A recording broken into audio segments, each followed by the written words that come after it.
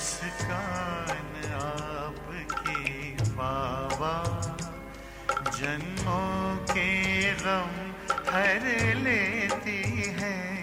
मुस्कान आपकी बाबा जन्मों के गम हर लेती है। जैसे सूरज की आके किरण, जैसे सूरज की आके किरण अंधियार दूर कर देती है। ओम शांति। जब दादियाँ कहती हैं तो आप जोर से बोलते हो, हाँ? तो आप ये समझो कि दादियाँ ही बैठी हैं यहाँ, हाँ? ओम शांति।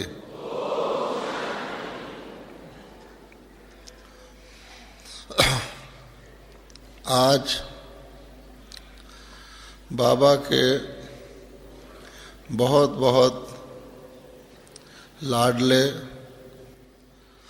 लवली और लक्की बच्चों का ये संगठन आज के दिन, आज की शाम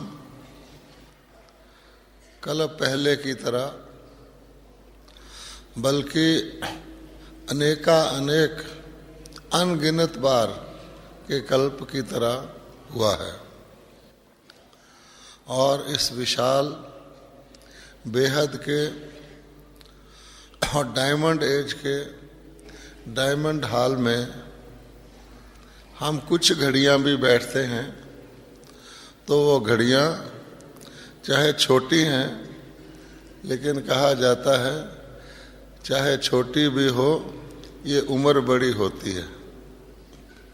जिंदगी प्यार की 2-4 घड़ी होती है। तो बाबा का स्नेह हम सब बच्चों के ऊपर वर्षा हो रही है।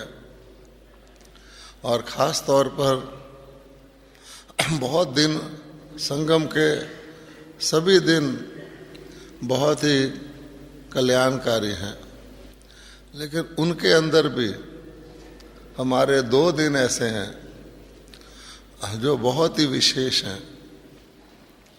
एक तो है हमारे परम पिता अनादि पिता की जयंती जो अगले महीने आएगी, और एक है हमारे अलौकिक पिता ब्रह्मा बाबा की स्मृति दिवस जो कि कल ही है। इसलिए हम आज यहाँ उस सारे कल्प की एक ही अद्वितीय आत्मा जिनका के अद्वितीय पाठ है और जिनके साथ हम सबको पूरा कल्प रहना है। शिव बाबा के साथ हम केवल संगम पर रहते हैं, लेकिन ब्रह्मा बाबा के साथ हम पूरा कल्प रहते हैं। तो ऐसे पिता, अलौकिक पिता, जो कि जब उनका दिन होता है तो हमारा भी दिन हो जाता है, और जब उनकी रात होती है तो हमारी भी रात हो जाती है। ब्रह्मा बाबा अपने बच्चों ब्रह्मा कुमार और कुमारियों, जिसको कहते हैं बाबा की हजारों भुजाएं हैं, लाखों भुजाएं हैं, उनसे कभी अलग नहीं हैं। और बच्चे भी कहीं भी रहते हों शारीरिक तौर पर बाबा से अलग नहीं है। तो कैसा ये मिलाप है कि शिव बाबा और ब्रह्मा बाबा इकट्ठे रहते हैं और बच्चे और दोनों बाबा इकट्ठे रहते हैं। तो इस प्रकार का जो हमारा विचित्र कल्प वृक्ष की जड़ का पाठ है, उसको देखकर बाबा के सभी बच्चे उसको स्मृति में लाकर एक नई अलौकिक दिव्य दुनिया के अंदर हम जी रहे हैं और साथ साथ हमारे परिवर्तन से सारे विश्व का परिवर्तन जुड़ा हुआ है। बाबा कहते हैं जब मेरे ब्राह्मण बच्चे आँख खोलते हैं तो सारी दुनिया की आँख खुल जाती है और जब ब्राह्मण बच्चे आँख बंद करते हैं तो सारी दुनिया में अंधेरा छा जाता है। तो ऐसे ब्रह्मा बाबा के बारे में कुछ स्मृतियाँ को याद करना बहुत ही अति इंद्रिय सुख और खुशी प्रदान करने वाला है। पहले पहले आप ये बताइए कि सारी विशाल सभा में ऐसे कौन से बहन भाई हैं जिन्होंने साकार ब्रह्मा से मिला है? एक बार भी मिला है वो हाथ उठाइए। एक बहन जी है। अच्छा, यहाँ सामने भी कोई नहीं है। और इधर एक दो भाई जी हैं मुश्किल में, हैं? 5 भी नहीं है। इनका नोट कर लिया हमने। हाँ जी। तो आप देखिए कि ये भी एक विचित्र पाठ है। इसमें आपको निराश होने की ज़रूरत नहीं है, क्योंकि आपका जो रोल है, पार्ट है, उसमें बहुत ही फायदे हैं और जो हमारा पार्ट था उसमें भी बहुत ही फायदे हैं। ये ड्रामा इस तरह से बना हुआ है कि इसमें हर एक को बराबर बराबर चांस है, उसको खाली समझना होता है। आज भी कोई बाबा का बच्चा नया, पहले ये बताइए कि आज पहली बार कितने बच्चे आए हैं बाबा के फर्स्ट टाइम वाले? देखो, फर्स्ट टाइम वाले। तो फर्स्ट टाइम वाले कभी ये समझते हो कि हम तो लेट आए? नहीं, आपको भी बहुत फ़ायदे हैं। तो इसलिए हर एक अपने फ़ायदे देखेगा और कहा जाता है सो चिंतन करेगा, सो दर्शन फिराएगा और सो मान में रहेगा तो किसी चीज़ की कमी महसूस नहीं होगी। और जो ही आप ये देखेंगे कि ये तो बहुत लकी सोल्स हैं, इन्होंने बाबा से साकार पालना ली है, तो इसको भी सूक्ष्म रीति से एक प्रकार का परचिंतन गिना जाता है।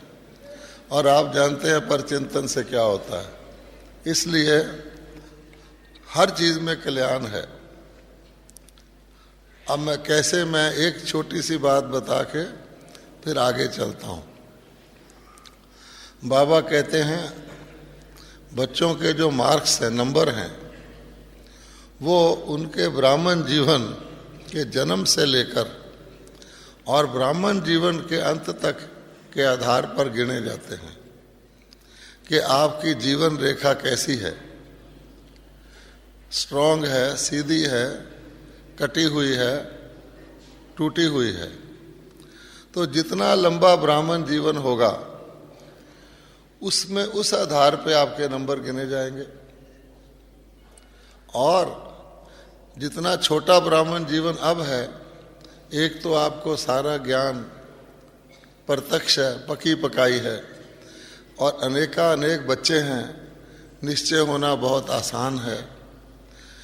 और दूसरे, आप जैसे कोई भोजन बनाया जाता है, उसमें अगर चना बनाना हो तो चना बड़ा सख्त होता है, उसको पहले भिगोया जाता है सारी रात, उसमें सोडा डाला जाता है, फिर आग पर काफ़ी देर चढ़ाया जाता है, तब वो गलता है। और टमाटर और धनिया वो शुरू में नहीं डाला जाता, जब सब तैयार हो जाता है ऊपर रख देते हैं। बस इसी प्रकार से उसका अपना गुण है, उसका अपना गुण है। तो कोई ये समझे कि वर्षों के आधार पर अगर हमारे ज्ञान में मार्क्स हैं तो सारी माला आदि रत्नों की बन जाए, फिर हम किस लिए आए हैं? इसलिए अपनी अपनी विशेषता देखनी है कि इस थोड़े से समय में बाबा कहता है कि 1 सेकंड में जीवन मुक्ति, परंतु वो सेकंड कौन सा है वो हमारे हाथ में है निश्चित करना। 70 साल वालों का सेकंड भी आज आ सकता है आज, और आज आने वालों का वह सेकंड भी आज आ सकता है, इसलिए ऐसा कभी नहीं सोचना। तो पहले बात, ब्रह्मा बाबा हैं कौन? शास्त्रों में ब्रह्मा बाबा का बहुत वर्णन है, ना केवल भारत के शास्त्रों में बल्कि सभी धर्मों के शास्त्रों में ब्रह्मा बाबा के बारे में भिन्न भिन्न तरीके से बताया हुआ है। क्यों कि अगर सर्व आत्माओं के पिता शिव बाबा हैं तो सर्व मनुष्य आत्माओं के पिता ब्रह्मा बाबा हैं। चाहे वो ईसाई धर्म की आत्माएं हों, चाहे वो मुस्लिम धर्म की आत्मा हो, चाहे वो नास्तिक आत्मा हो, अर्थात भगवान को नहीं मानने वाले, लेकिन सबका लिंक ब्रह्मा बाबा से है। जैसे एक वृक्ष होता है, बाबा ने कल्प वृक्ष का मिसाल देकर एक ही चित्र में हम बच्चों को मास्टर त्रिकालदर्शी बना दिया है। जैसे वृक्ष होता है, उसकी जड़ से हर पत्ते का कनेक्शन होता है, चाहे वह पत्ता एंड में जाकर निकले, और बीज से भी हर पत्ते का कनेक्शन होता है। इसी प्रकार से सारे विश्व के इस उल्टे वृक्ष, कल्प वृक्ष से सब आत्माओं का कनेक्शन है।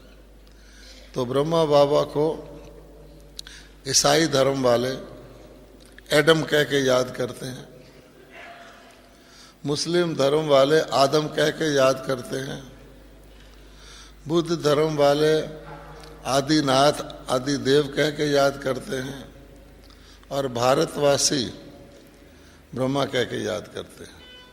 और सबका यही कहना है कि मानवता का आद, मानव सृष्टि का आद निराकार शिव तो उनको दिखते नहीं। निराकार शिव को तो सर्वव्यापी भी कह देते हैं, लेकिन ब्रह्मा बाबा को वो सर्वव्यापी नहीं कह सकते। कल की मुरली में ही था कि बाप कभी सर्वव्यापी नहीं होता, फादर। तो इस प्रकार से ब्रह्मा बाबा का सब धर्मों में नाम है। अब भारत विशेष है क्योंकि भारतवासी माता पिता कह के भगवान को याद करते हैं। तो मैं माताश्च पिता, तुम मात पिता हम बालक तेरे, तुम्हारी कृपा से सुख गनेरे। और बाकी धर्मों वाले फादर कह के याद करते हैं, और भारत मदर एंड फादर कह के याद करते हैं। इसलिए भारत माता, भारत को मदरलैंड भी कहते हैं। अब ये ब्रह्मा बाबा माँ कैसे है? तो बाबा ने हम बच्चों को समझाया है कि हम डायरेक्ट बच्चे हैं जो माता पिता के द्वारा जन्म लेते हैं, और वो इनडायरेक्ट बच्चे हैं क्योंकि वो केवल पिता से संबंधित हैं दोनों प्रकार के बच्चे अडॉप्टेड। आप सोचिए कि लाखों बच्चे और किसी ढंग से बच्चे नहीं बन सकते सिवाय अडॉप्टेड चिल्ड्रन के। अडॉप्ट कैसे होते हैं? हमेशा बाबा कहता है कि गरीब बच्चे को अमीर बाप अडॉप्ट करता है। कभी भी अमीर का बच्चा गरीब बाप के पास अडॉप्ट नहीं होता। तो बाबा गरीब नवाज है, तो अडॉप्टेड मीन्स मुख से कहा हमने मेरा बाबा, और बाबा ने कहा मेरा बच्चा, अडॉप्ट हो गया। इसलिए हमारा बाबा से संबंध ब्लड रिलेशन का नहीं है, स्पिरिचुअल रिलेशन का है। तो हम बाबा के रूहानी अडॉप्टेड बच्चे हैं। अच्छा, और पक्का करने के लिए, क्योंकि सबसे पहले जब बाबा साकार में होते थे, आजकल वो प्रश्न नहीं रहा, यही प्रश्न होता था, ये व्यक्ति अपने आप को ब्रह्मा कहता है, ब्रह्मा तो शास्त्रों में लिखा हुआ ऐसा है, ब्रह्मा तो कहते हैं आसमान में दिखाते हैं, क्योंकि कई भक्ति मार्ग के चित्रों में आपने देखा होगा ब्रह्मा विष्णु शंकर को आकाश में दिखाते हैं और वो फूल बरसा रहे हैं, नीचे कोई यज्ञ कर रहा है या कुछ कर रहा है, तो वो सूक्ष्म वतन का दिखाते हैं। फिर उनको ये बड़ा ख्याल रहता है कि शास्त्रों में तो दाढ़ी वाला ब्रह्मा है, उसके 3 मुख हैं, एक पीछे भी होगा, 4 मुख हैं, और ये ब्रह्मा तो है दाढ़ी मुख है ही नहीं, वो दाढ़ी लंबी लंबी, तो ये भी उनको शक पड़ता था। फिर वो सोचते थे ब्रह्मा आजकल कहाँ से आ गया, इस जमाने में ब्रह्मा कैसे, तो इसलिए उनको ब्रह्मा पर डाउट होता था, और ब्रह्मा पर हुआ तो ब्रह्मा कुमार कुमारियों पर आप ही हो गया। हमको कहते थे वाह आप ही हैं ब्रह्मा बाबा के बच्चे। हाँ, इसलिए शास्त्रों में इसका भी वर्णन है। आप देखिए कि ब्रह्मा जी को आदि देव कहा गया है, देव नहीं आदि देव। अब आदि शब्द क्यों लगाया गया, क्योंकि ये देवताओं के युग, दैवी युग देवालय की आदि में होते हैं, इसलिए इनको आदिदेव कहा जाता है।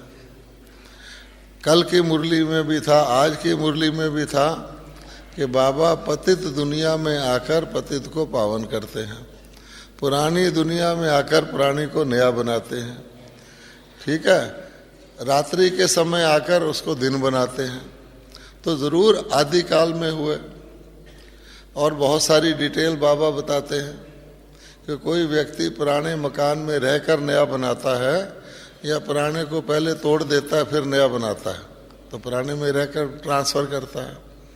तो आदि देव हमारे पिता हैं, और हम भी क्या हो गए, आदि बच्चे हो गए सृष्टि की आदि में। आज की गीता में भी साफ साफ लिखा हुआ है कि सृष्टि की आदि में ब्रह्मा जी ने यज्ञ रचा, जिससे ब्राह्मण और देवता उत्पन्न हुए और वृद्धि को पाए। आज की गीता में भी लिखा हुआ है। दूसरा नाम प्रजापिता, जिसको वो प्रजापति कह देते हैं। वास्तव में पति कहो या पिता कहो, राष्ट्रपति मैंने राष्ट्र का पिता, तो प्रजापिता यानी वो 1-2 अपने लौकिक बच्चों का पिता नहीं है, परंतु सारी ही प्रजा का पिता है, अर्थात उनकी बहुत सारी प्रजा है। तो बाबा हमेशा कहते थे कि अगर बाबा साकार में नहीं आए तो प्रजा कैसे रचेगा, आकाश में प्रजा रचेगा क्या। तो पहले साकार में प्रजा रचते हैं और खुद भी संपूर्ण बनते जाते हैं और बच्चों को भी बनाते जाते हैं। लेकिन क्योंकि वो आदि पिता है, सबसे ज़्यादा पावरफुल है, सबसे नंबर 1 पद पाने वाला है, इसलिए बाबा जल्दी संपूर्ण बन जाते हैं। और हमेशा दुनिया में भी माँ बाप पहले तैयार हो जाते हैं, बच्चे बाद में तैयार होते हैं, दुनिया का लॉ है। तो कहते हैं जब मैं संपूर्ण बन जाता हूँ तो वो ड्रामा अनुसार बनता हूँ, लेकिन केवल यही एक आत्मा है जो संपूर्ण बनने के बाद पुनर्जन्म नहीं लेती और अपने बच्चों का वेट करती है सूक्ष्म लोक में, बच्चों को सूक्ष्म बनने में मदद करती है। और यहाँ पर आप आत्माओं का जो बाद में आए हैं बहुत विशेष आपको लाभ है। जिन बच्चों ने साकार को देखा हुआ है या साकार से पालना ली हुई है, हम जब भी बाबा को याद करने बैठेंगे हमें साकार जरूर पहले आएगा, फिर हम आकारी में जाएंगे। और जिन्होंने जन्म ही आकार में लिया है उनको साकार में टिकना की ज़रूरत नहीं है। इसलिए आप देखेंगे कि जो बाद की आत्माएं हैं वो आसानी से फरिश्ता बन सकती हैं, अलौकिक स्थिति में रह सकती हैं, और उनकी जो पॉपुलेशन है वो जल्दी जल्दी बढ़ती है। बाबा के अव्यक्त होने के बाद ही हमारे सारे विदेशों के सेंटर खुले हैं, भारत के कितने सेंटर बने हैं। इसलिए ब्रह्मा बाबा के दो पार्ट हो गए, एक तो साकार लोक का और एक अव्यक्त ब्रह्मा का। इसीलिए उनको आकाश में भी दिखाते हैं। अच्छा, एक और विशेषता है, जितने देवता हैं, देवियां तो हैं ही, जितने देवता हैं किसी के भी दाढ़ी मूछ नहीं है। आप देख लो, हमारे तो सतयुग में आने की एक लालच ये भी है कि हमें वहाँ शेव नहीं करना पड़ेगा, ठीक है ना। तो जितने कुदरती तौर पे दाढ़ी मूछ नहीं है, चाहे वो श्री कृष्ण हैं, चाहे वो श्री नारायण हैं, श्री राम हैं, जितने भी हैं, और वहाँ पर तो फीचर्स पुरुष और स्त्री के एक जैसे होते हैं। तो फिर ये ब्रह्मा को दाढ़ी मूछ शास्त्र वालों ने क्यों दिखाई और उनका चित्र ऐसा क्यों बनाया? उन्होंने इस बात से अंकित किया, संकेत किया कि ब्रह्मा बाबा देवलोक के नहीं हैं, देवताओं की आदि में होने वाले आदि देव हैं, जहाँ दाढ़ी मूछ वाले मनुष्य होते थे। लेकिन शास्त्र वालों ने ऋषियों के भी दाढ़ियाँ दिखा दी हैं, हालांकि सफ़ेद नहीं दिखाते कईयों की। इस कारण से लोग कंफ्यूज हो गए हैं, ऐसे ऋषि भी थे, ब्रह्मा भी थे। परंतु ये भी इस बात को पक्का करता है कि ब्रह्मा बाबा आदिकाल के हैं। फिर और भी है, ब्रह्मा का नाम देखो, ब्रह्मा को नंदीगण कहते हैं। अब नंदीगण मैंने होता जो सदा खुश रहे, गीत भी बज रहा था कि बाबा सदा खुश रखते हैं, खुश रहते हैं। तो नंदीगण जो सदा आनंद में रहते हैं, आनंदित रहते हैं, उसको बैल बना दिया है और उसके ऊपर शिव की सवारी बना दी है। अब बैल क्यों बनाया है? क्योंकि एक तरफ कहते हैं भगवान ने गौशाला खोली थी, गाय को घास खिलाया था ज्ञान का, और श्री कृष्ण के साथ गाय भी दिखाते हैं। और क्योंकि ये सारी गाय, कभी कभी हम सोचते हैं कि श्री कृष्ण की जो गौशाला थी जिसको वो मानते हैं, उसमें कोई बछड़ा या बैल नहीं था क्या? सारी गाय ही थी। परंतु अगर ज्ञान के हिसाब से देखें तो क्योंकि बाबा का शरीर मेल का है, एक मेल माता बन सकता है और एक फीमेल पिता बन सकता है। ये चीज़ें हमें आत्मा की कॉन्शियसनेस को पक्का करती हैं। अब गुलजार दादी के अंदर बाबा आते हैं, हम बाबा हमेशा कहता आत्मा मेल फॉर्म में गिनी जाती है। बाप दादा आते हैं तो फीमेल में आते हैं, शरीर फीमेल का है, परंतु हमें कभी ऐसा ख्याल आया कि ये बाबा नहीं है, कोई फीमेल है, उस समय हम बॉडी कॉन्शियस से अलग हो जाते हैं।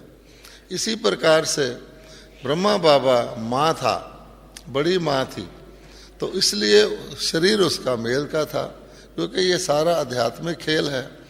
इसलिए बाबा कहते हैं कि ब्रह्मा बाबा को नंदीगण अर्थात शिव का रथ दिखाते हैं।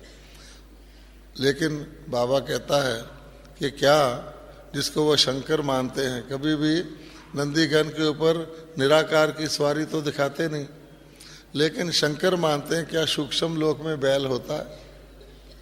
तो बाबा कहते हैं ये मेल पर्सन की निशानी है कि परमात्मा का अवतरण मेल पर्सन में होता है। फिर ब्रह्मा को भागीरथ कहते हैं, ये भी शास्त्रों में है कि कहानी बनाई हुई है कि शिव से गंगा निकली थी, जिसे भागीरथ कोई राजा था, वो शंख बजाता हुआ भारत में लाया था। तो बाबा ने बताया है कि भागीरथ माने भाग्यशाली शरीर रूपी रथ, जिसके अंदर शिव बाबा आके ज्ञान की गंगा बहाते हैं। और शंख बजाने का क्या अर्थ कि शंख ध्वनि है ना करते हैं, जिसको लोग कहते हैं कि शंख ध्वनि की। कई लोग मंदिरों में भी देवताओं के आगे शंख बजाते हैं, उनको जगाने के लिए कि देवता लोग सोए हुए हैं, बहुत समय से रात्रि में है, अब जागो, चेतन में आओ। तो ये सारे नाम सिद्ध करते हैं कि ब्रह्मा बाबा ही वह रथ है जिसके द्वारा भगवान ने अपना पाठ बजाया। लास्ट बात कि ये भी एक वंडर की बात है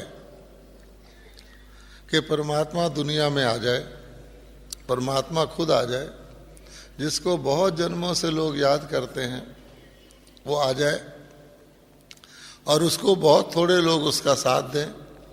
गिनती के 5 पांडव यानी गिनती के बच्चे उसको पहचाने और बाकी सारे के सारी आत्माएं जिनका वो पिता है वो सारी की सारी दूसरी सेना में शामिल हो जाए, वो कौरव सेना में शामिल हो जाए और उसमें बड़े बड़े आचार्य, द्रोणाचार्य, भीष्म पितामह, बाल ब्रह्मचारी, दुर्योधन जैसा राजा, सारे ही साधु सन्यासी राजा उसको पहचाने ही नहीं। तो ये जो गिनती के पहचानने वाले हैं ये हम और आप बच्चे ही हैं, क्योंकि हमने हर कल्प बाबा को जाना है, बाबा से प्यार भी पाया है, बाबा से पालना भी पाई है, बाबा से श्रीमत भी ली है। तो वहाँ लिखा हुआ है कि क्यों नहीं पहचानते कि मुझ साधारण तन में आए हुए परमात्मा को ये मूढ़मती मनुष्य तुच्छ समझते हैं, अर्थात इनकी बुद्धि में नहीं आता कि परमात्मा साधारण तन में आ सकता है। क्यों? ये बाबा कहता है मेरे आने का टाइम ही कौन सा है? मेरे आने का टाइम है कलयुग का अंत, क्योंकि मैंने सतयुग बनाना है और कलयुग के अंदर देवता तो आ ही नहीं सकते, देवताओं की तो यहाँ परछाई नहीं पड़ सकती। अगर दिल्ली में कोई देवता आ जाए और दिल्ली ट्रांसपोर्ट की बस का धुआं उसकी नाक में चला जाए वो तो वहीं मूर्छित हो जाएगा। इसलिए बाबा कहता है कि यहाँ तो जैसे हैं उसी में आऊँगा। तो इसलिए साधारण तन में आता हूँ और जन्म नहीं लेता हूँ, मैं अवतरित होता हूँ, रथ में सवार होता हूँ। फिर वो और कंफ्यूज होते हैं, उनको पहचान में ही नहीं आता कि ये तो कल तक दादा लेखराज थे, आज ये ब्रह्मा कैसे बन गए। इस वजह से बाबा कहता है कि मेरे बच्चे जिनको के खुद शिव तीसरी आँख खोलते हैं। हमारी जन्म घुट्टी क्या है? हर ब्राह्मण को जन्मते ही एक विशेष गिफ्ट मिलता है, वो है तीसरी आँख। लोग कहते हैं शिव ने तीसरी आँख खोली तो विनाश हो गया, लेकिन शिव ने अपनी तीसरी आँख खोली या दूसरों की खोली? क्या शिव की तीसरी आँख बंद थी? नहीं। तो शिव ने बच्चों की तीसरी आँख खोली, जिससे क्या हुआ? वो इतनी पावरफुल आँख है जिससे माया का विनाश हो जाता है। उनको उस आँख से पता लग जाता है ये माया है, ये दुख देने वाली है, ये रावण है, वो भस्म हो जाता है। तो शिव इसीलिए शंकर जिसको गिनते हैं उस पर भस्म लगाते हैं, क्योंकि अगर आप किसी चीज़ को ऊपर ऊपर से काटोगे, घास को काटोगे दोबारा उग जाएगा, भाई लोग शेव करते हैं दोबारा उग जाता है। लेकिन अगर भस्म होगा, भस्मीभूत, तो भस्म में कुछ उगता नहीं है। इसलिए कहते हैं सदा स्वाहा कर दो, भस्म कर दो, सदा के लिए छुट्टी पाओ। तो इसलिए ये सारी बातें हमारे बाबा के ऊपर लागू होती हैं। अब हम आपको थोड़ी सी अपनी पर्सनल बाबा के साथ जो हमारे 2-4 दृश्य जो हैं वो आपको सुनाते हैं। ये बात 1955 की है। 1955 के अंदर मैं लॉ कॉलेज में पढ़ता था दिल्ली में, और चार्टर्ड अकाउंटेंसी भी साथ साथ सीखता था। तो मेरे लौकिक पिता और माता ज्ञान में आए। मेरे लौकिक पिता को योग का बहुत शौक था। वो योग आसनों को समझते थे कि मेरा हेल्थ ठीक रहेगा। तो किसी ने कह दिया, ताजी ताजी ब्रह्मा कुमारियाँ दिल्ली में जमुना के कंठे पर आई थी, बाबा ने भेजा था जाओ अब पब्लिक सर्विस करो, जो तुम्हें मिला है आत्माओं को दो। तो पहले पहले दिल्ली में आई थी, तो उनके एक फ्रेंड ने बताया कि वो एक देवियाँ आई हैं, वो योग सिखाती हैं। तो इसी चाव में वो योग सीखने चले गए। परंतु हमारा योग तो दूसरी तरह का है, आध्यात्मिक है, सूक्ष्म है, राजयोग है। परंतु हमारे लौकिक पिता का कोई पाठ होगा तो उन्होंने उसको जल्दी से सीख लिया। वो RSS जो होता है संघ, उसके मेंबर थे, कई चीज़ें उसमें डिसिप्लिन की होती हैं, तो उन्होंने जल्दी से ड्रामा अनुसार सीख लिया। तो हमारी माताजी, पिताजी, मेरा छोटा भाई और हम जल्दी से ज्ञान में आ गए। अब उस समय ज़्यादातर ज्ञान में सिंधी होते थे, लोग कहते थे सिंधियों की संस्था है। तो उसमें बाबा ने दिल्ली में 2-4 और शहरों में बच्चों को भेजा था।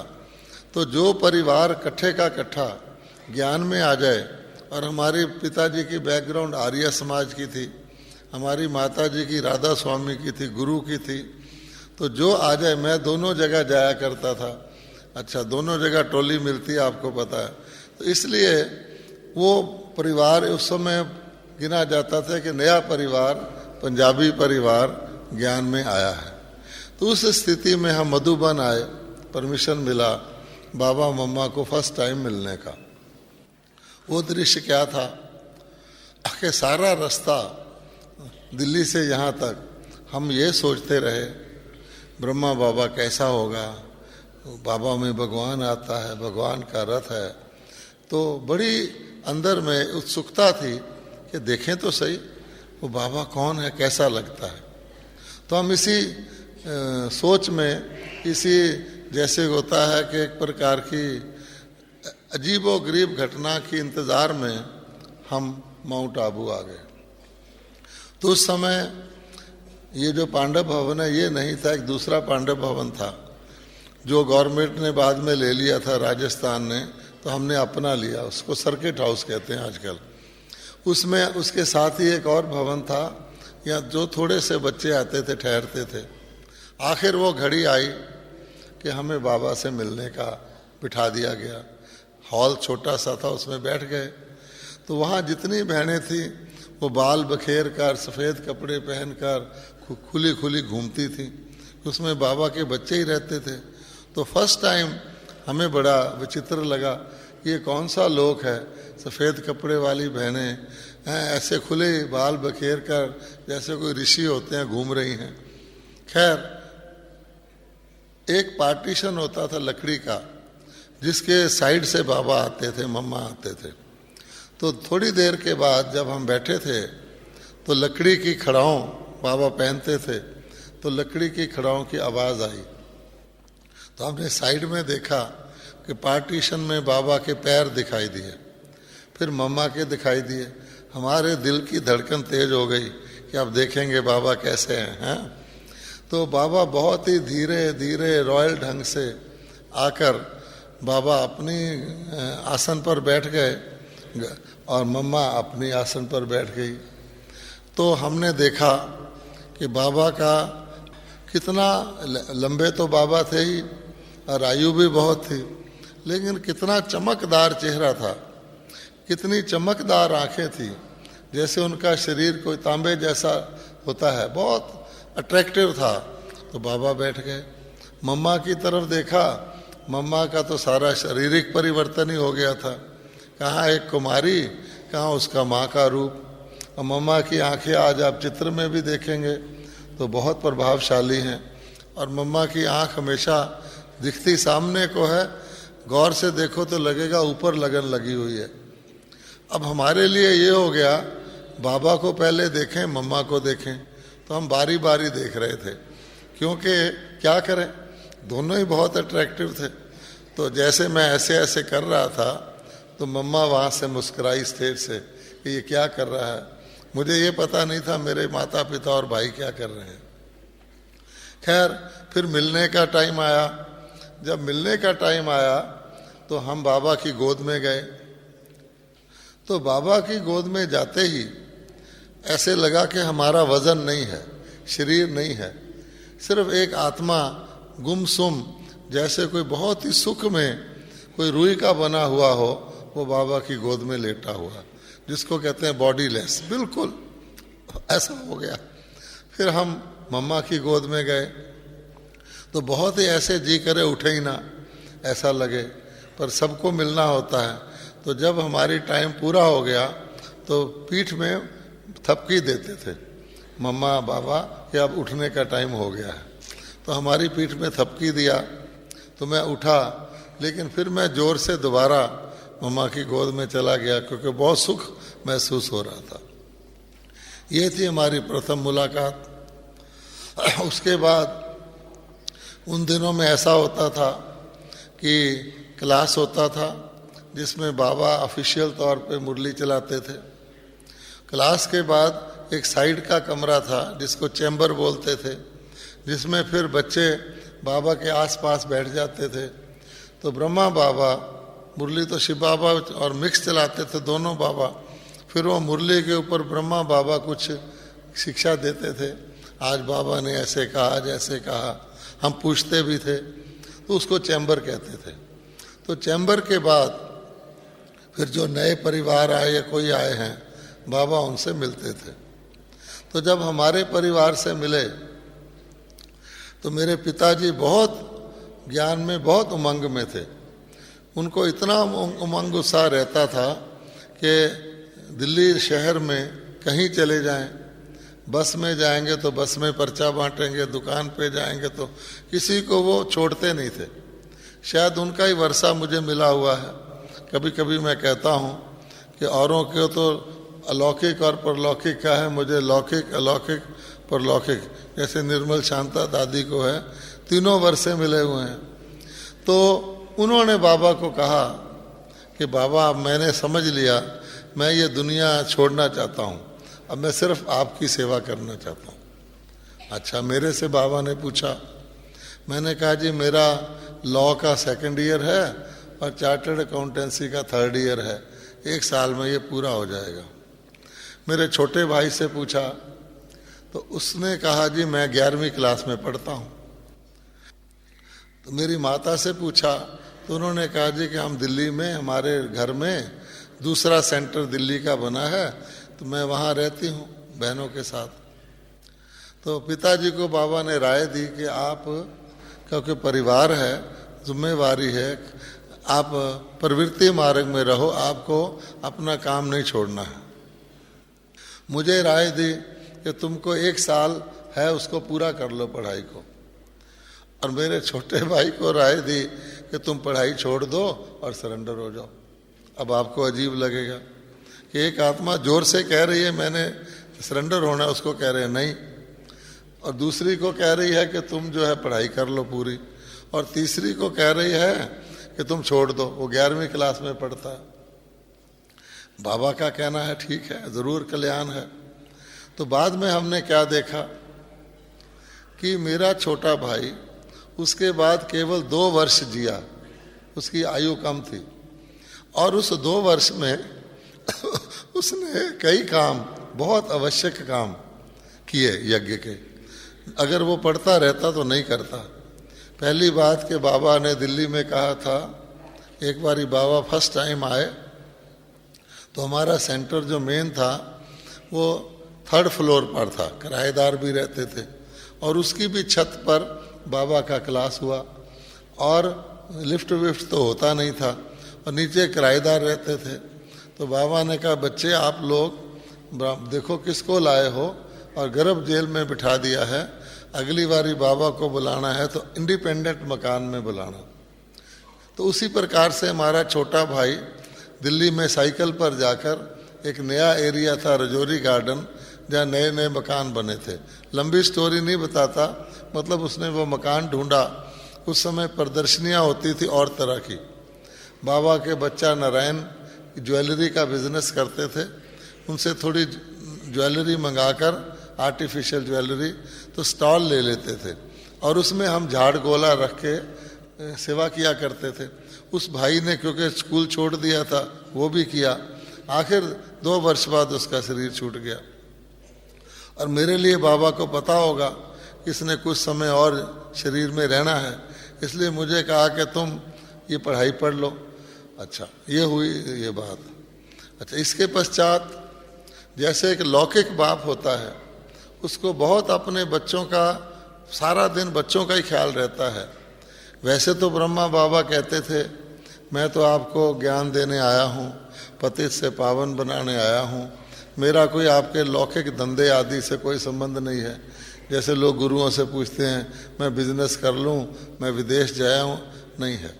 लेकिन बाबा के अंदर एक तो बाबा बच्चे को देखते ही इतने श्रूड बुद्धि थे, जो हीरे परखने वाले होते हैं, उसकी जन्म पत्री जान लेते थे।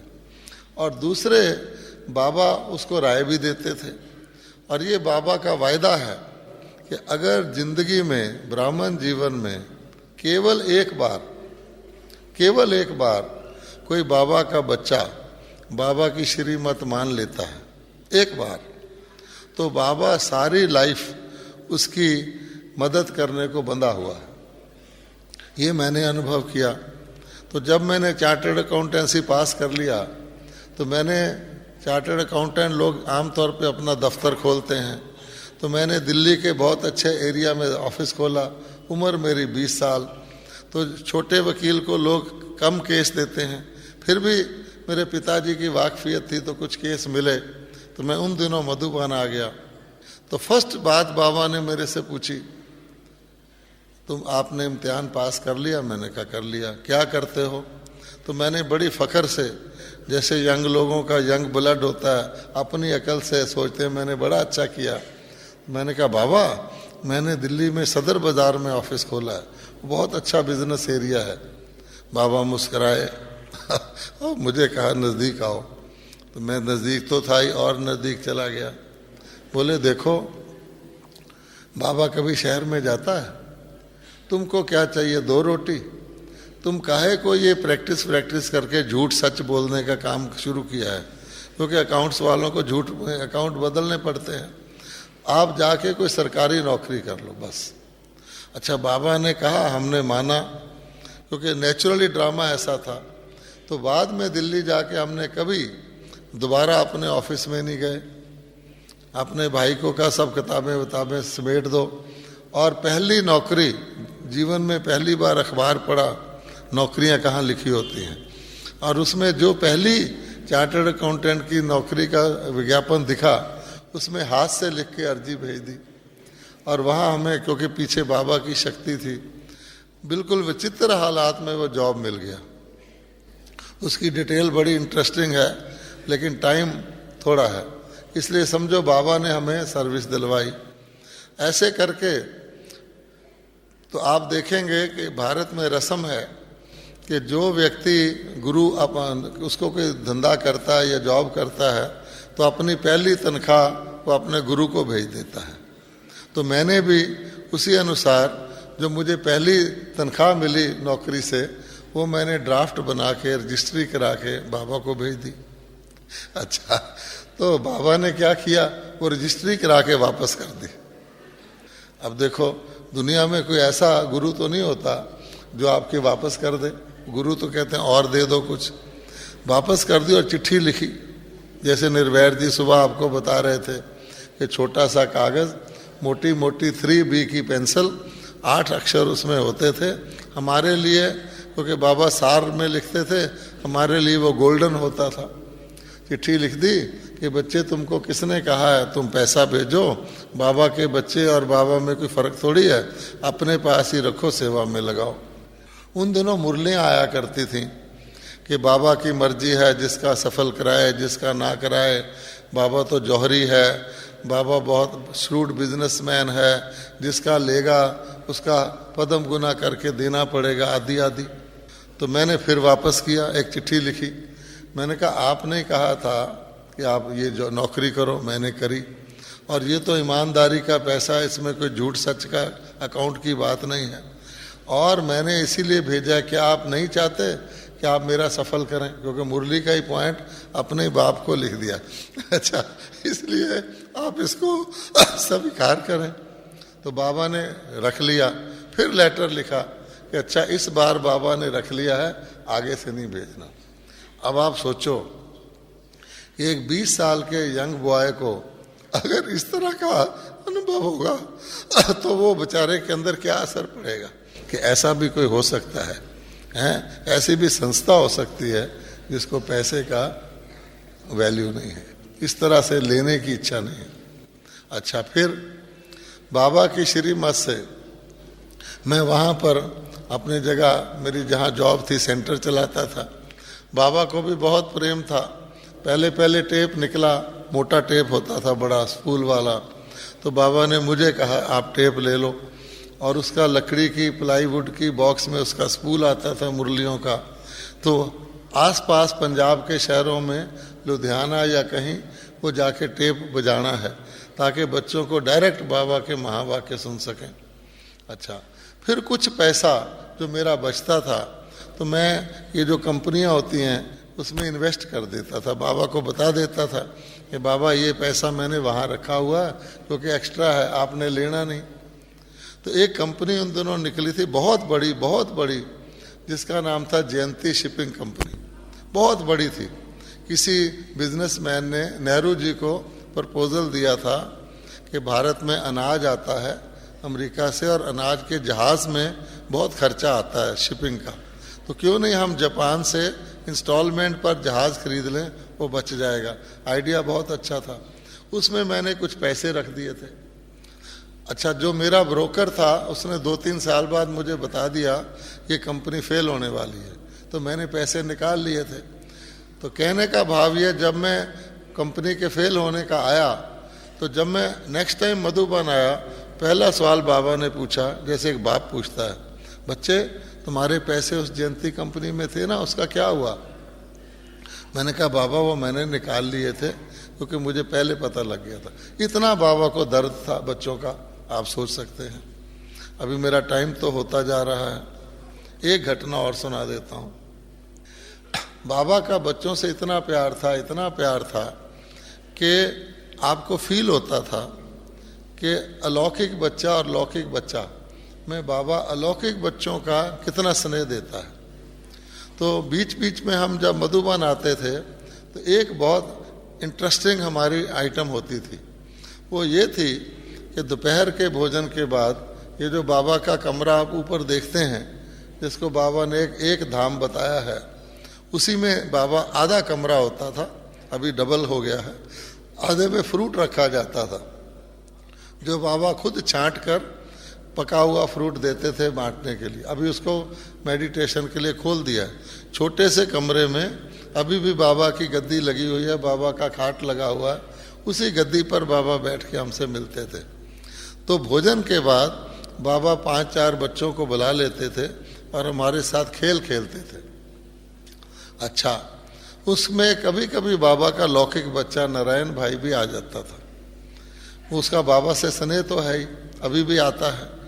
तो बाबा हमेशा नारायण को सामने बिठाते थे और हमें अपने साथ गद्दी पर बिठाते थे। तो हमें बड़ी खुशी होती थी, देखो कि बाबा अलौकिक बच्चों को इतना स्नेह देते हैं। तो घटना ये है कि हम हमेशा ही रोज़ उस समय का इंतज़ार करते थे बड़े प्यार से, और जब हम हार जाते थे तो बाबा हमसे ऐसे ऐसे नाक करवाते थे, उसमें भी हमें मज़ा आता था। एक दिन बाबा ने नहीं बुलाया तो हम इर्द गिर्द घूम रहे थे। तो लच्छू दादी जो बाबा की ब्राह्मणी बाहर आई, हमने कहा लच्छू दादी बाबा ने बुलाया नहीं। कहती अच्छा मैं पूछ के आती हूँ। वो गई पूछने, बोली बाबा कहते हैं जाओ अपने साथियों को लेकर आ जाओ। हम चले गए तो बाबा कंबल सा ओढ़ के, जैसे चिट्ठी लिखने का चित्र है बाबा का, ऐसे बैठे हुए थे। हमने खेलना शुरू किया तो पहली खेल में ही बाबा हार गया। बाबा तो कभी हारता नहीं था। हम बड़े हैरान, हम सोचते थे कि 2 और हारेगा, ऐसे करवाएंगे। अच्छा, लेकिन हुआ ये कि बाबा ने, हमने कहा बाबा हार कैसे गया? तो लच्छू से पूछा, उसने कहा आपको पता है बाबा को 103 बुखार है, 103 बुखार है, और उसमें भी आपको बुला लिया प्यार के कारण कि आओ बच्चे खेलो। तो हमें बड़ा लगा कि देखो ऐसा भी कोई बाप होगा जिसको इतना प्यार है कि बुखार होते हुए भी हमको बुला लिया। अच्छा, मेरा समय हो गया। ओम शांति।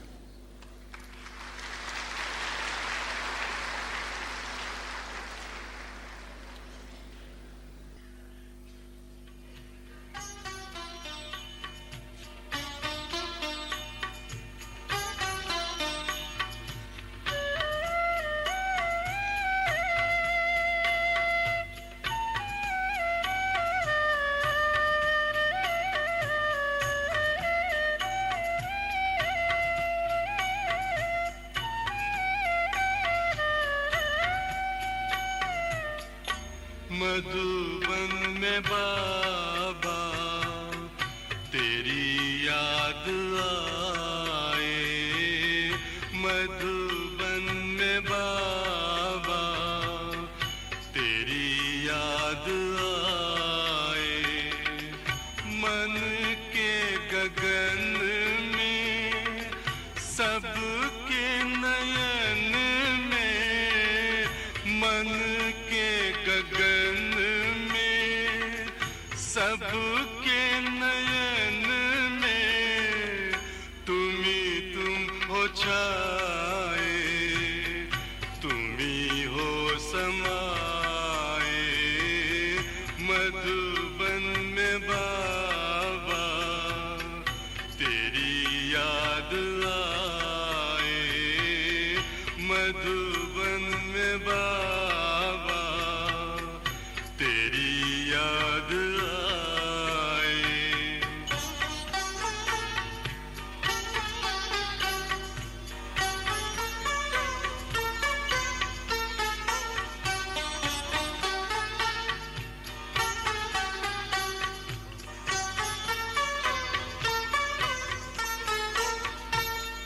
सबके लबों पर तेरा नाम आता, सबके लबों पर तेरा नाम आता।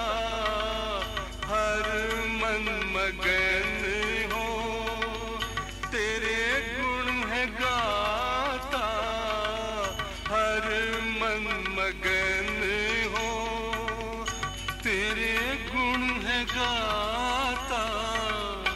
जाने क्या है जादू तुम हो लगाए, जाने क्या है जादू तुम हो लगाए। मधुबन में बाबा तेरी याद आए।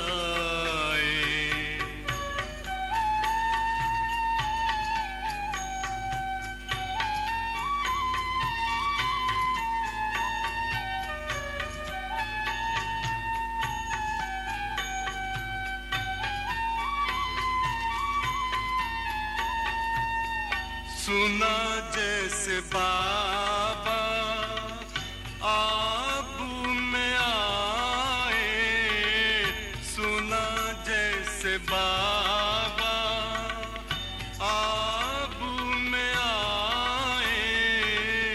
प्रभु से मिलन बिन रहा कैसे जाए, प्रभु से मिलन बिन रहा कैसे जाए। मेरे बच्चे कह कर गले से लगाए, मेरे बच्चे कह कर गले से लगाए। मधुबन में बाबा तेरी याद आए।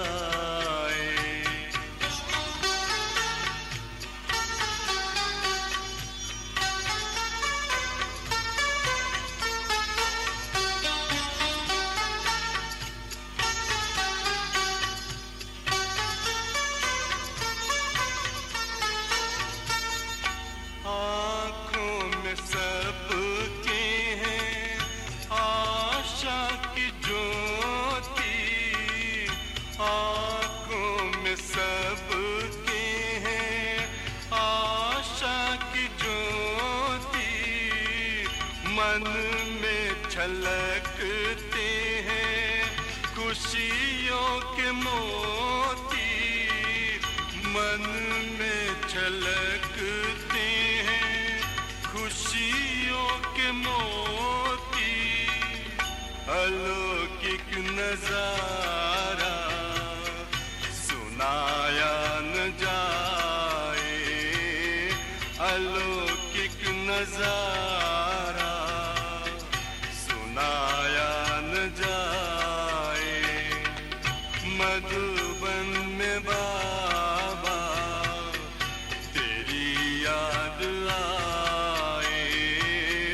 मधुबन में बाबा तेरी याद आए। मन के गगन में सबके नयन में, मन के गगन में सबके नयन में तुम हो छाए, तुम्ही हो समाए। मधुबन में बाबा तेरी याद आए। मधु